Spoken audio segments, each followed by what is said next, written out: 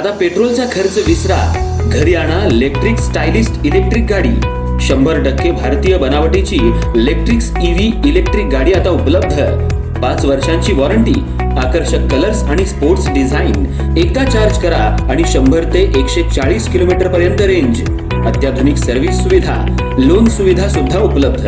आजच भेट द्या साई मोटर्स, किसान चौक, इचलकरंजी. संपर्क 93 73 27 57 52 किंवा 0230 299 77 66. नो पेट्रोल नो टेन्शन, इलेक्ट्रिकचा स्मार्ट पर्याय.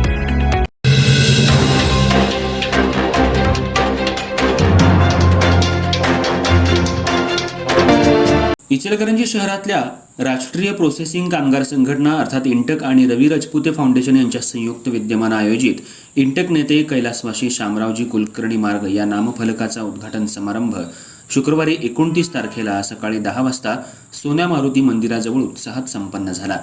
कार्यक्रमाचे प्रमुख पाहुणे म्हणून माजी आमदार प्रकाश आवाडे होते.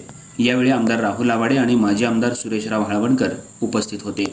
कैलासवासी शामरावजी कुलकर्णी यांनी कामगार चळवळीत दिलेलं योगदान अविस्मरणीय असून त्यांच्या नावानं मार्गाला नाव देणं ही कामगार वर्गासाठी अभिमानाची बाब असल्याचं प्रकाश आवाडे यांनी उद्घाटनपर भाषणात सांगितलं. राहुल आवाडे यांनी कामगारांच्या हितासाठी नेहमीच कटिबद्ध राहण्याची ग्वाही दिली.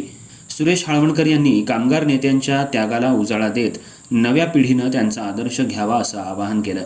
यावेळी इचलकरंजी महानगरपालिकेचे महापौर उदय धातुंडे, उपमहापौर अनिल डाळ्या, विरोधी पक्षनेते उदयसिंग पाटील, गटनेते विठ्ठल चोपडे, स्थायी समिती सभापती बंडू अण्णा मुळीक, माजी उपनगराध्यक्ष नगरसेवक तानाजी पोवार, नगरसेवक विद्या मनोज साळुंखे, सौ नूतन मुथा, स्वीकृत नगरसेवक प्रकाश दत्तवाडे यांची प्रमुख उपस्थिती होती.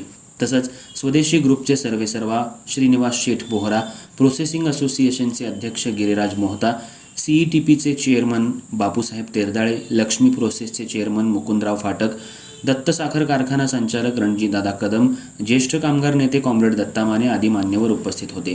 कार्यक्रमाचं आयोजन इंटकचे अध्यक्ष शिवाजी भोसले, माजी उपनगराध्यक्ष आणि विद्यमान नगरसेवक रवीसाहेब राजपुते आणि जॉईंट सेक्रेटरी राजेंद्र बचाटे यांनी केलं. उपस्थित मान्यवरांनी कैलासवासी शामरावजी कुलकर्णी यांच्या प्रतिमेला पुष्पहार अर्पण करून अभिवादन केलं.